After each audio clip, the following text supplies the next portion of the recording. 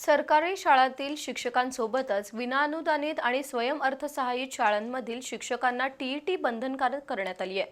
शाळा मूल्यांकन आणि गुणवत्ता आराखड्यासोबतच आता शिक्षकांच्या पात्रतेची माहिती सुद्धा ऑनलाईन पद्धतीने भरावी लागणार आहे। या माहितीची त्रयस्थ यंत्रणेमार्फत फेरपडताळणी केली जाणार आहे। शिक्षण विभागाच्या या निर्णयामुळे खासगी शाळांमधील शिक्षकांच्या गुणवत्तेची कुंडली समोर येणार आहे।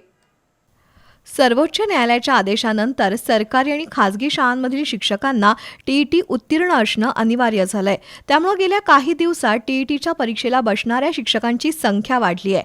मात्र काही खासगी शाळांनी या नियमाकडे दुर्लक्ष केल्याच्या तक्रारी आहेत। टीईटीचा नियम डावलून काही शाळांमध्ये शिक्षक भरती केल्याचं निदर्शनास आलंय। राज्याच्या शिक्षण विभागानं टीईटी म्हणजेच शिक्षक पात्रता उत्तीर्णतेच्या धोरणाची प्रभावी अंमलबजावणी करण्याचा निर्णय घेतलाय।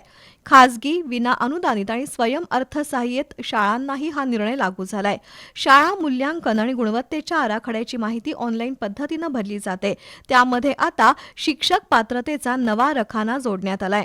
शिक्षकांच्या शैक्षणिक पात्रतेची माहिती या रकान्यात भरावी लागणार आहे। त्यामध्ये आता शिक्षक पात्रतेचा नवा रकाना जोडण्यात आलाय।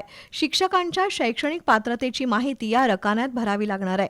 शाळांनी भरलेल्या माहितीची त्रयस्थ यंत्रणेमार्फत फेरपडताळणी केली जाणार आहे। चुकीची माहिती भरल्याचं आढळल्यास शाळेचे मुख्याध्यापक आणि संबंधित शिक्षकांवर कारवाई होणार आहे।